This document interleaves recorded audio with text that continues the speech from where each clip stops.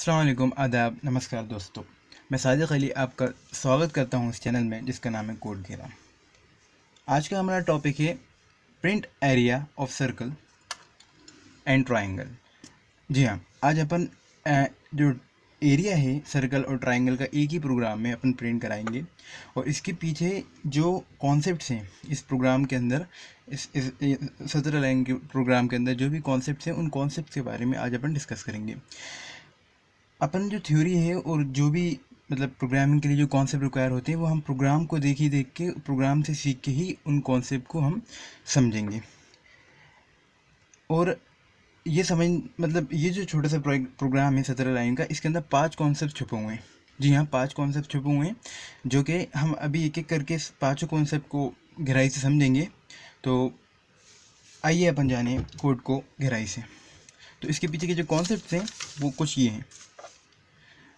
सबसे पहला कॉन्सेप्ट है कि हाउ टू राइट कॉन्स्टेंट्स। पहले एक बार अपन कोड को देख लेते हैं, कोड क्या कहना चाह रहा है। जी हाँ, तो कोड अपना स्टार्ट हो रहा है प्री प्रोसेसर डायरेक्टिव से। यहाँ पे 3 प्री प्रोसेसर डायरेक्टिव यूज़ कर रहे हैं अपन ने। एक कौन सा करा है, stdio.h, जिसका मतलब होता है standard input output dot H. क्यों करा है, क्योंकि हम ये एक हमारी लाइब्रेरी है और इसका जो फंक्शन है वो प्रिंट एफ स्कैन एफ है, जिसको हम यहाँ पे इसे यूज़ करेंगे। इसलिए हमने इस लाइब्रेरी को यहाँ इंक्लूड कराई ताकि हम उसके फंक्शन को यूज़ कर पाएँ। दूसरा क्या था, conio.h।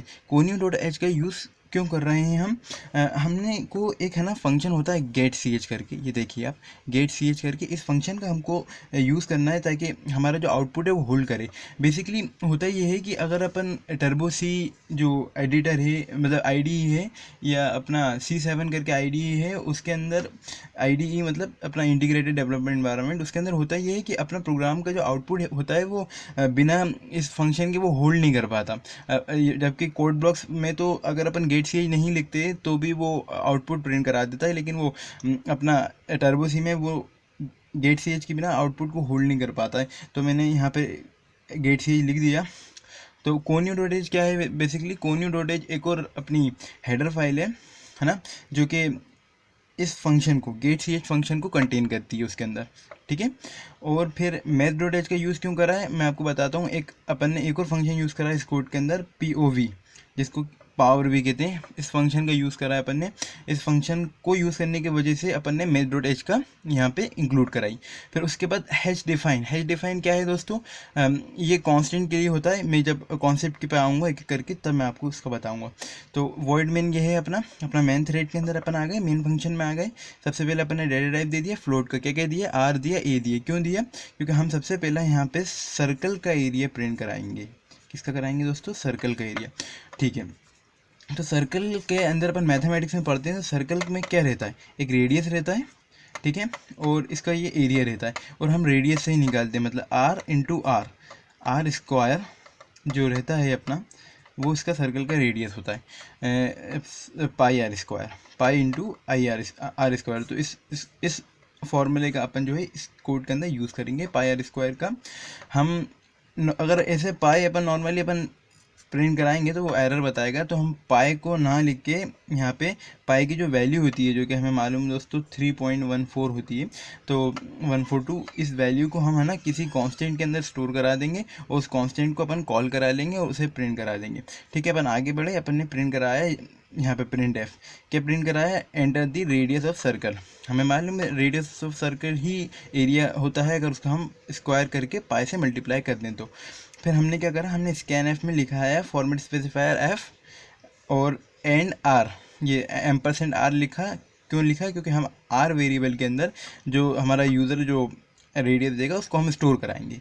फिर उसके बाद हमने एक ए करके वेरिएबल बनाया था जो ए स्टैंड फॉर एरिया, ठीक है। तो एरिया क्या होता है, जैसे कि अपन यहाँ पे देखा था कि पाई आर स्क्वायर होता है, तो पाई क्या है, पाई की वैल्यू क्या है 3.14, इसलिए यहाँ पे ये हैश डिफाइन को हमने यूज़ करा था ताकि हम इस फॉर्मूले पे आ जाएं। और आर स्क्वायर रहता है, तो ये जो पावर फंक्शन है ये जो 2 पैरामीटर ले रहा है, पहला पैरामीटर आर है, तो आर मतलब जो भी अपना यूज़र टाइप करे, और दूसरा पैरामीटर 2 है। तो ये क्या करेगा, यहाँ पे इसका मल्टीप्लाई कर देगा 2 से, यहाँ पे r इंटू आर कर देगा। ये फंक्शन खुद से ही, यहाँ पे अगर हमको क्यूब चाहिए रहता, यहाँ पे हम 3 करते तो ये 3 टाइम्स मल्टीप्लाई कर देता। ये पावर फंक्शन जो है ये इस लाइब्रेरी में है, मैथ लाइब्रेरी में है, इसलिए हमने मैथ को वहाँ पे इंक्लूड कराया था।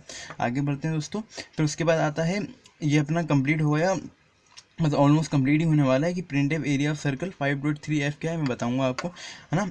फिर हमने यहाँ पे प्रिंट करा दिया, ए के अंदर वैल्यू हमने स्टोर कराई थी, लेफ्ट राइट आपको ध्यान होगा पिछले ट्यूटोरियल में। उस हिसाब से अपन ने क्या करा, यहाँ पे वैल्यू असाइन करा दी ए के अंदर, इस फॉर्मूले को हमने ए के अंदर असाइन करा दिया।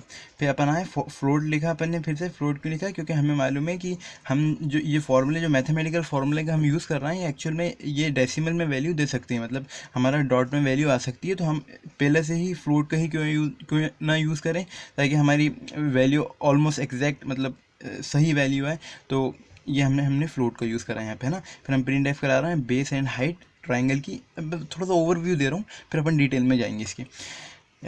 एंटर बेस एंड हाइट का बोला तो हमें पता है कि जो ट्राइंगल होता है उसके जो फॉर्मूला होता है वो होता है half into breadth into height. ये ट्राइंगल जो होता है इसका एरिया का फॉर्मूला होता है half into base into height, है ना। तो हम उस फॉर्मूले पे काम करेंगे, और यहाँ पे हम उस फॉर्मूले का यूज़ कर रहे हैं। देखिए base into height divided by 2, यहाँ पे हमने यूज़ करा, यूज़र से वैल्यू ले ली हमने, बेस ले लिया, हाइट ले लिया, यहाँ पे अपन ने परसेंटाइल एफ का यूज़ करा, एंड बी एंड एच जो हमने वेरिएबल बनाए थे फ्लोट टाइप के, तो इसे यहाँ पे यूज़ कर लिया। एरिया का एक वेरिएबल बनाया था, यहाँ पे हमने अपना जो फॉर्मूला था उस वेरिएबल को असाइन कर दिया, फिर यहाँ पे एरिया को हमने प्रिंट करा लिया, और यहाँ पे हमने लिखा है .3f। ये .3f और ये 5.3f क्या है दोस्तों, ये हमारा एक फॉर्मेट स्पेसिफायर है। इसके बारे में अपन अभी डिटेल में डिस्कस करने वाले हैं इसी वीडियो में, ठीक है, जब हम अपने कॉन्सेप्ट को हम लर्न करेंगे इस प्रोग्राम से। तो बेसिकली ये प्रोग्राम क्या कर रहा है, ये 2 यूज़र से इनपुट ले रहा है। पहला स्टार्टिंग में एफ और आर, मतलब सॉरी आर और ए, मतलब आर इनपुट ले रहा है, और ए वेरिएबल के अंदर उसको कंप्यूट करा रहा है जो फॉर्मूला है अपना सर्कल का, और फिर उसको वो प्रिंट करा रहा है यहाँ पे, है ना। फिर सेकंड पे आता है वो, जब ये प्रिंट करा देता है, जैसे अपन देख चुके हैं दोस्तों, ऊपर से नीचे वो कोड को, अपना सी प्रोग्रामिंग जो लैंग्वेज है वो मेन थ्रेड में जैसी जाएगी वो ऊपर से नीचे कोड को रन कराती है। फिर फ्लोट के अंदर आया अपन बी इंटू एच करा, जो कि अपना होगा है base in B comma H comma area है, बेस है, हाइट है और एरिया है। तो यहाँ पे अपने बेस और हाइट ले ली ट्राइंगल की, और फिर यहाँ पे फॉर्मेट स्पेसिफायर दे दिया एफ क्यों दिया, क्योंकि हमारा डेटा टाइप फ्लोट था इसलिए हमने एफ दे दिया। फिर एरिया के अंदर जो है हमने बेस इंटू हाइट जो हमारा फॉर्मूला है वो करके, और ये कंप्लीट कर लिया हमने गेट सी, ताकि हमारा आउटपुट जो आए वो होल्ड रहे स्क्रीन पर। मतलब नॉर्मली ऐसा नहीं हो कि जैसे हमने रन करा कोड और वो आउटपुट पलक झपक के गायब हो जाए, हमें दिखे भी नहीं और हमें पता ही नहीं चले कि हमारा कोड रन भी हुआ है। तो गेट सी क्या करता है, स्क्रीन को होल्ड कराता है। ये कौन सी लाइब्रेरी का फंक्शन है, ये कोनियो.h लाइब्रेरी का फंक्शन है। तो आते हैं अपन कॉन्सेप्ट के ऊपर अब, हाउ टू राइट कॉन्स्टेंट्स लिखने के तरीके क्या होते हैं। देखिए कॉन्स्टेंट क्या होते हैं, ये होता है एक तो तरीका ये होगा कॉन्स्टेंट लिखने का, या तो फिर एक सी में एक कीवर्ड होता है कॉन्स्ट करके, उसकी स्पेलिंग होती है CONST। तो मैं अगर किसी भी वैल्यू पे आगे कॉन्स्ट लिख देता हूँ CONST, और मैं यहाँ पे उसका डाटा टाइप दे देता हूँ। फॉर एग्जांपल हमारा वो 3.142 कराना था, तो ये एक फ्लोट की वैल्यू है क्योंकि ये डेसिमल है। तो यहाँ पे मैंने इसको PI दे दिया है, और यहाँ पे 3.14 दे दिया है। तो यहाँ पे कॉन्स्ट डेटा टाइप यूज़ करने का जो मकसद है वो ये है कि ये थ्रू आउट पूरे प्रोग्राम में जो ये पाई की जो वैल्यू है वो यही रहेगी 3.14। तो हमने इसलिए इसका यूज़ करा है कॉन्स्ट का, क्योंकि अगर हम फर्दर इस वैल्यू को इंक्रीमेंट या डिक्रीमेंट कराना चाहेंगे हमारे फॉर्मूले हमारे प्रोग्राम में, तो ये नहीं होगी। क्यों? क्योंकि हमारे कंपाइलर को पता है कि ये जो फ्लोट जो डाटा टाइप है ये एक्चुअल में कॉन्स्ट कीवर्ड के मतलब कॉन्स्ट कीवर्ड को यूज़ करके हमने इसको डिक्लेयर करा है। इसका मतलब ये जो वैल्यू है ये कांस्टेंट है, ठीक है। अब कांस्टेंट लिखने के 2 तरीके होते हैं, एक तो ये होता है हैश डिफाइन, यहाँ पे अपन ने नाम दिया और फिर वैल्यू दे दी, या तो फिर ये होता है कि कॉन्स्ट डाटा टाइप दे दिया, नाम दे दिया, उसको असाइन कर दिया जो भी अपन को वैल्यू से असाइन कराना। ये 2 तरीके होते हैं दोस्तों हाउ टू राइट कॉन्स्टेंट्स के। ठीक है। फिर व्हाट इज़ लाइब्रेरी। ठीक है, लाइब्रेरी एक्चुअल में होता है क्या है। अब अपन लाइब्रेरी की बात करते हैं तो दिमाग में अपने स्कूल या कॉलेज की लाइब्रेरी आती है। लाइब्रेरी बेसिकली क्या होती है, एक ऐसी जगह जहाँ पे बहुत सारी, अगर रियल वर्ल्ड की बात करें तो एक ऐसी जगह जहाँ पे हमें बहुत सारी किताबें मिलती हैं जिसको हम यूज़ कर सकते हैं, रिटर्न कर सकते हैं, ये सब कर सकते हैं। तो यहाँ पे क्या होता है दोस्तों, लाइब्रेरी एक ऐसी जगह है जहाँ पे बहुत सारे फंक्शन स्टोर हैं। तो हमको कभी भी किसी भी फंक्शन को स्टोर कराना मतलब यूज़ करना रहता है तो हम कुछ नहीं करते, वो लाइब्रेरी को इंक्लूड करा देते हैं, प्री प्रोसेसर डायरेक्टिव लिख के इंक्लूड करा देते हैं उस लाइब्रेरी को। और फिर उसके अंदर जो फंक्शंस हैं जो पहले से प्री रिटर्न है, मतलब प्रोग्रामर्स ने जो पहले से लिख रखे हैं, अपन से उनको कॉल कराते हैं। कभी भी कोई भी फंक्शन को यूज़ करने के लिए उसको उसकी डेफिनेशन देना पड़ती है। जैसे फॉर एग्जांपल हमने यहाँ पे वॉइड मेन लिखा तो कितना बड़ा फंक्शन लिखा अपन ने, यहाँ से लेके यहाँ तक के लिखा है अपन ने, है ना। ये देखिए यहाँ तक अगर मैं ऐसे ही फ्लोट या प्रिंट एफ को अगर यहाँ इनको इंक्लूड नहीं कराता तो मैं इतना बड़ा फंक्शन लिखना पड़ता, जो भी इसका फंक्शन की जो लेंथ है मतलब वो लिखना पड़ती, उसके बाद में उसे यूज़ करा पाता।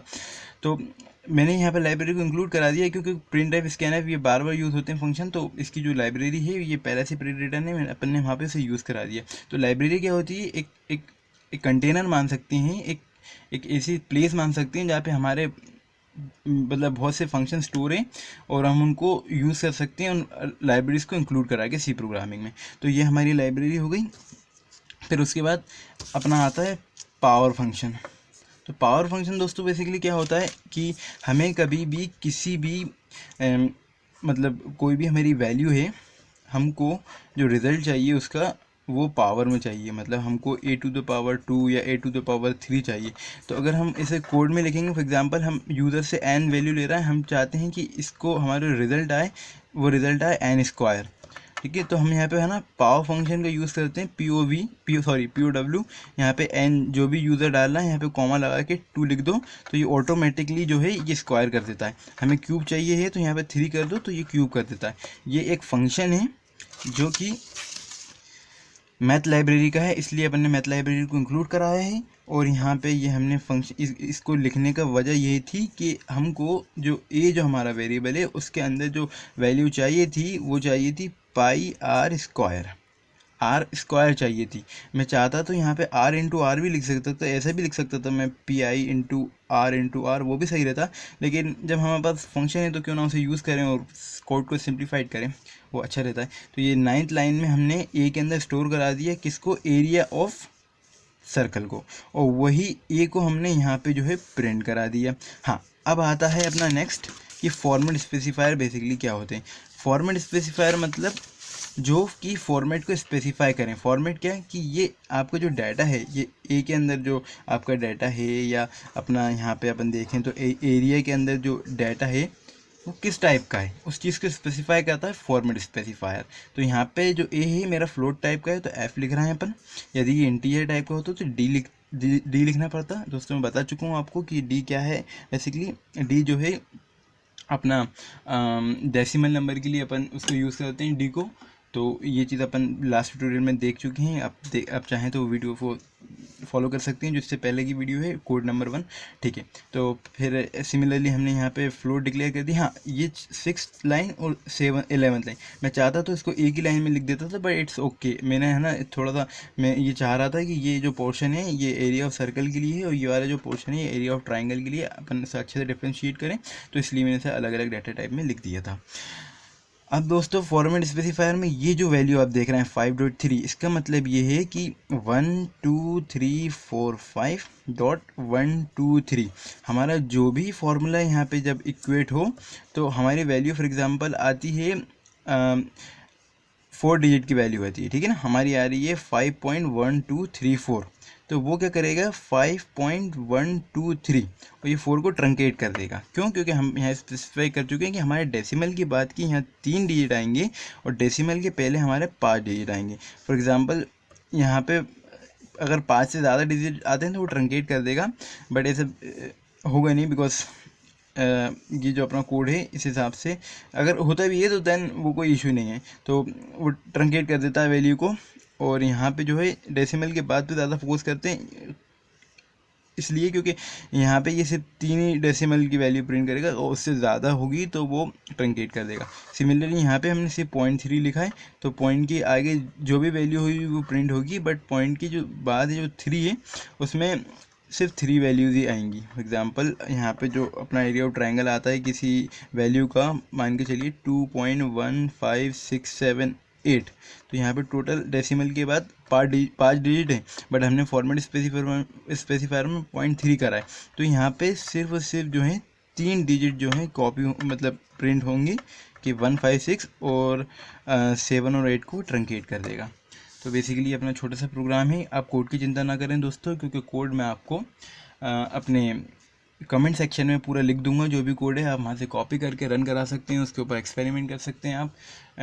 और जो है आप ऐसे ही कॉन्सेप्ट को अपन अच्छे से जान सकते हैं, ताकि अगर हम कोड को चेंज करेंगे, कोड को खुद से करेंगे, तो वो कॉन्सेप्ट को अच्छे से जान पाएंगे। ठीक है दोस्तों, एक आखिरी चीज़ देख लेते हैं, get C H. Get C H क्या है दोस्तों? गेट सी एच मैंने आपको बताया था कि ये एक फंक्शन है जो कि किस लाइब्रेरी में है, अपनी कोनियो लाइब्रेरी में, कोनियो.h console input output .h library में है। ये क्या करता है? बेसिकली कैरेक्टर को होल्ड करता है।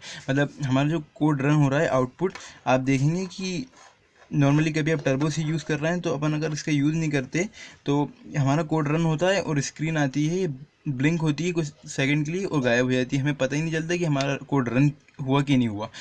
तो ये क्या करता है, ये आउटपुट को होल्ड करे रखता है। मतलब जब तक कि यूज़र एग्जिस्ट नहीं होगा वो आउटपुट को होल्ड कर रहेगा, इसलिए हमने इसका यूज़ करा है। तो ये हमारा गेट सी एच फंक्शन का यूज़ हो चुका है यहाँ पे। ये हमारे कॉन्सेप्ट से जो इस प्रोग्राम के अंदर से हमने फाइंड करे। तो बेसिकली हर प्रोग्राम दोस्तों कुछ कहता है, तो ये भी प्रोग्राम ने हमको बहुत कुछ सिखाया इस प्रोग्राम ने। तो दोस्तों एक बार लाइव कोडिंग कर लेते हैं। लाइव कोडिंग सेक्शन में अपन क्या करते हैं, जो अपन ने किया है उसको एक बार आप मेरे साथ दीजिए, अपन लोग मिलके इस पर पूरा कोड फिर से लिखते हैं, जो भी हमारा कोड था, जल्दी से।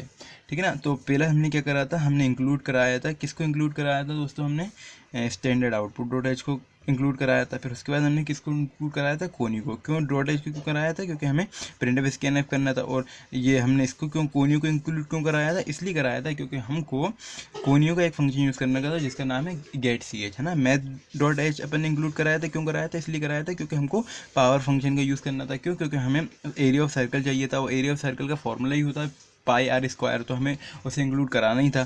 फिर उसके बाद हमने जो चौथी लाइन लिखी थी उसके अंदर हमने एक कांस्टेंट दिया था जिसको हमने वेरिएबल नाम दिया था pi, और जिसकी वैल्यू हमने दी थी 3.14। हमको मालूम है कि जो पाई की वैल्यू होती है एरिया ऑफ सर्कल में वो 3.142 होती है, जो कि कांस्टेंट होती है, तो वो कोई इशू नहीं है। हम एक ही जगह उसको क्यों ना लिख दे, ताकि हम जब भी पूरे प्रोग्राम में कभी भी उसका यूज़ करें तो उसको हम ईजिली यूज़ कर पाएँ।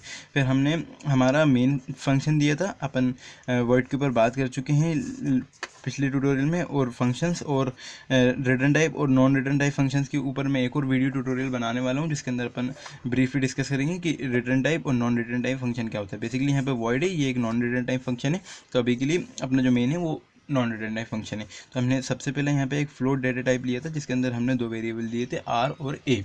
हमने यहाँ पे यूज़र से प्रिंट एफ में वैल्यू ले ली थी, काई की वैल्यू ले ली थी, हमने रेडियस ले लिया था सर्कल का, और हमने यहाँ लिखा था सिलेक्शन, मतलब जो रेडियस ऑफ सर्कल का जो आउटपुट पे कंसोल पे प्रिंट हो, रेडियस ऑफ सर्कल एंटर करिए यूज़र से, तो वो जब यूज़र एंटर करे तो वो नीचे हो, मतलब इस लाइन के नीचे हो। तो हमने यहाँ सिलेक्शन करके एक अपना ये सिलेक्शन जो टैग होता है ये होता है न्यू लाइन के लिए, हमने स्पेसिफाई कर दिया। उसके बाद हमने लिखा था स्कैनएफ। स्कैनएफ क्या करता है, यहाँ पे हम जो अपना जो यूज़र रेडियस देगा अपन को, उसको हम एज अ स्टोर कराएंगे। कोई जो अपना सेल होता है मेमोरी सेल में, ये अपन जो है इसको स्टोर कराएंगे, जो भी अपना वैल्यू देगा। ये सब काम कंपाइलर खुद करता है, अपन को तो सिर्फ कोड लिखना रहता है। ये ए है, अपना ए क्या है? एरिया, जो कि हमने इस वेरिएबल में लिया था। एरिया क्या था? पाई इंटू पावर और 1,2, ये था अपना एरिया। इसका एरिया जो है दोस्तों, एरिया इक्वल्स टू πr², इसका जो फॉर्मूला था उस बेस पे अपन ने इसको लिखा है। मतलब सर्कल का फॉर्मूला होता है πr², इसलिए हमने यहाँ पे इसको लिखा है power is equals to r,2। R क्या है? अपना रेडियस, जो भी अपना यूज़र देगा। फिर 2 क्या है? अपन को मतलब बताना है कि आर को 2 बार मल्टीप्लाई कराना है। फिर ऐसे करके हमने आखिरी में यहाँ पे नीचे प्रिंट एफ लिख के हमने यहाँ पे प्रिंट करा दिया था। क्या प्रिंट कराया था? एरिया ऑफ सर्कल, और यहाँ पे हमने फॉर्मेट स्पेसिफायर दे दिया था। वो /n हमने यहाँ पे 3 बार लिखे थे न्यू लाइन, ताकि अच्छा खासा स्पेस हो हमारे इस कोड के बीच में और इस कोड के बीच में, ताकि आउटपुट थोड़ा सा क्लियर हो पाए। यहाँ पे हमने ए दे दिया था ताकि हमारा जो एरिया है वो हमको मतलब प्रिंट हो जाए। यहाँ पे एरिया हमने अपना फार्मूला लिख दिया था, हमने फार्मूले को असाइन कर दिया था एरिया के अंदर, वो ताकि फिर बाद में हमने प्रिंट कराया एरिया को, जैसे कि जिससे हमें हमारे एरिया प्रिंट होकर मिल पाए। फिर उसके बाद हमने क्या करा था, हमने एक और प्रिंटफ स्टेटमेंट यहाँ लिखी थी जिसके अंदर हमने यूज़र से बेस और हाइट मांगा था ट्राइंगल का। यहाँ पे /n करा था ताकि जो हाइट और / जो यूज़र टाइप करे वो कंसोल में इस स्टेटमेंट के नीचे टाइप हो। हमने लिखा था स्कैन एफ में क्या रहता है, स्कैन एफ में हमने मॉड्यूलस एफ लिखा था, कॉमा लगा के एंड एच लिखा था। मतलब जो हमारा जो यूज़र है वो बेस और हाइट जो हमको देगा वो हम स्टोर कराएंगे इसके अंदर, क्या कहते हैं, अपना बी और एच के अंदर, है ना, ये वेरिएबल के अंदर। फिर हम उसके बाद हमने एरिया का फार्मूला लगा के यहाँ पे हमने फार्मूला लिख दिया था, जो कि एरिया ऑफ ट्राइंगल का होता है half into base into height. फिर उसके बाद हमने इसको प्रिंट करा दिया था यहाँ पे गेट सी लिख के, ताकि हमारा आउटपुट होल्ड हो। यहाँ पे हमने 0.2f लिखा था प्रिंट के स्टेटमेंट के अंदर, ताकि हमारा जो एरिया है ट्राइंगल का वो उसकी वैल्यू 2 डेसिमल आए, मतलब डेसिमल के बाद 2 वैल्यू आए, 2 डिजिट वैल्यू आए, कॉमा करके एरिया लिख के हमने इसको प्रिंट करा दिया था। तो दोस्तों ये एक छोटा सा कोड था जिसके अंदर हमने 2 शेप्स की एरिया को प्रिंट कराया है, एक सर्कल और दूसरा ट्राइंगल।